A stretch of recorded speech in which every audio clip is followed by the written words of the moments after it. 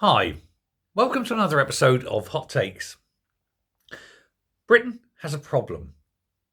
It's not a problem that anyone really is aware of. It's not a problem that people talk about. And it's certainly not a problem with any kind of simple solution. The problem is one of demographics.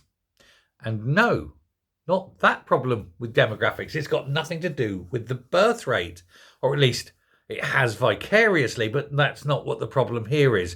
No, the problem here is more geographical.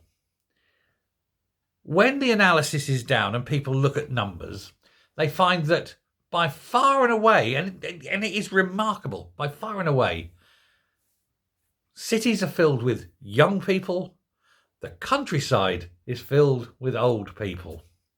Now, there's two reasons for this. One, people in cities have lots more babies because, hey, look, boom, boom, boom, boom, boom, they're meeting each other, having casual sex. There's a lot more housing available, that sort of thing. There's also the fact that some kids born out in the countryside in some boring village somewhere that their parents went to because, oh, isn't it lovely and it's quiet? We've worked in the city. Oh, let's go somewhere. They raise the kids are bored out their head. As soon as they can get up, they get out and they go into the bright lights of the big city, So there is the two things there. There's the actual demographic of being born there, and then there's a geographical change of movement. And why is this a problem? Well, if you lived in, say, Tower Hamlets, the average age in Tower Hamlets is 28. Very low. If you lived in, say, North Norfolk, the average age is 55. It's double. And of course, this means a separation, not just of age, in which case you have all these young people who can't benefit from the experience of the older ones, and that the older ones can't benefit from having younger ones there to do some fetch and carry when they get particularly old. But there's also the problem of ka-ching. Older people tend to be wealthier, of course. They've had a whole lifetime to, accrue their wealth. They've paid their mortgages off. If they're still working with a paid off mortgage, boom, they're happy, aren't they? Get that investment in. And they all end up being, comfortable. Whereas young people have all the pressures, boom, boom, boom, usually in a city and it's impoverished and poor, and they've got no way out of that wealth trap. And this is the problem. And then, of course, you have local MPs cater for their needs of their constituents, which in some places out, in a nice little village, oh, look, boom, little village out there in rural England. It's all filled with old people. We need to concentrate on all the stuff that old people need. Whereas you go to the inner cities and it's all the things that young people need. So what does this mean? It means any young people in these rural spots don't get their needs met, and any old people in the cities don't get their needs met. The political will isn't there. It's a tough problem, but it's not one that's ever addressed.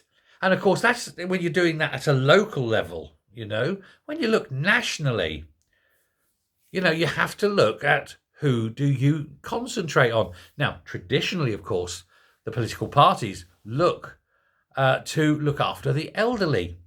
And there's two reasons. One, it's a morally right thing to do. They feel good about looking after the pensioners who've often worked hard all their life, paid their taxes, blah, blah, blah. But there's also the fact, the real fact, that the older people, well, they're the ones that vote. They have a much bigger voting bloc, don't they? It's that cohort that can swing everything. And every party, until the current one at least, has always looked after the elderly. Labour, though, seem to be going after them with a vengeance, which is why, of course, Labour are, to put none too fine a point on it, fucked.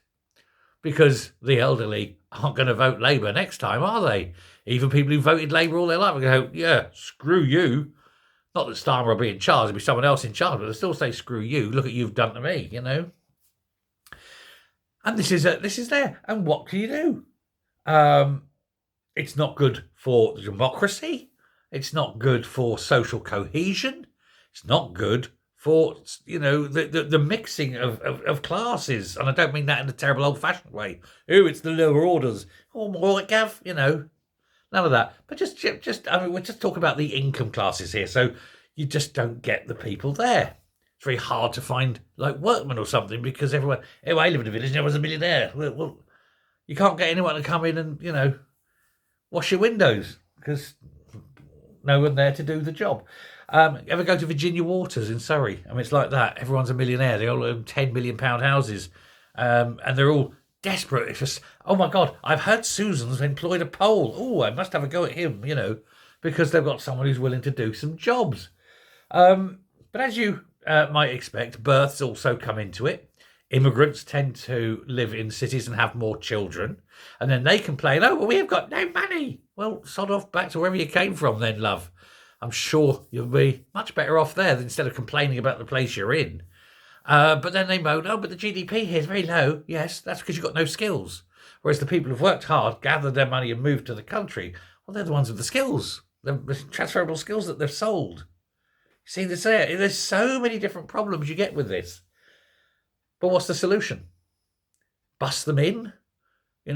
Some little village out there in the Cotswolds. Oh, send me 2 buses of poor people, will you? Just for a couple of days. We've got some jobs need doing, and then send them back when they've done, Honestly, it's getting like that, isn't it? Ship them in, but bus them in for a few days so we can look at poor people, And the poor people turn out, got little flat caps, tug the fall up. Oh, thank you very much, sir. Thank you for letting me see your nice house, sir. But yeah.